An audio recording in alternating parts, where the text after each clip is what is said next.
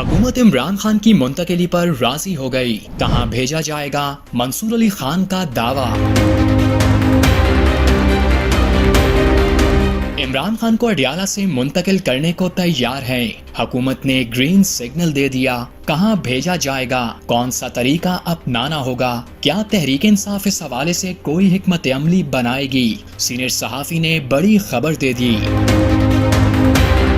نومبر سے پہلے ہی ملکی سیاست میں نئی ہلچل ہونے لگی۔ ایک بار پھر سے عمران خان کو جیل سے کہیں اور منتقل کرنے کی بحث شروع ہو گئی۔ بانی پی ٹی آئی کو کہاں اور کیسے شفٹ کیا جا سکتا ہے؟ اینکر پرسن منصور علی خان نے اندر کی بات بتا دی۔ کہا کہ عمران خان کو اڈیالہ جیل سے کہیں دوسری جگہ منتقلی کا بیان ایک وفاقی وزیر نے دیا ہے۔ منصور علی خان کے مطابق صحافی آسما شرازی سے گفتگو میں حکومتی رکن اور وفاقی وزیر پارلیمانی امور طارق فضل چودھری نے بڑی پیشکش کر دی۔ کہا بانی پی ٹی آئی سے ملاقاتوں پر کوئی قدغن نہیں، اگر کوئی رکاوٹ ہے تو جائزہ لیں گے۔ بانی پی ٹی آئی کو بنی گالہ شفٹ کرنے کے لیے تیار ہیں، پی ٹی آئی درخواست دے۔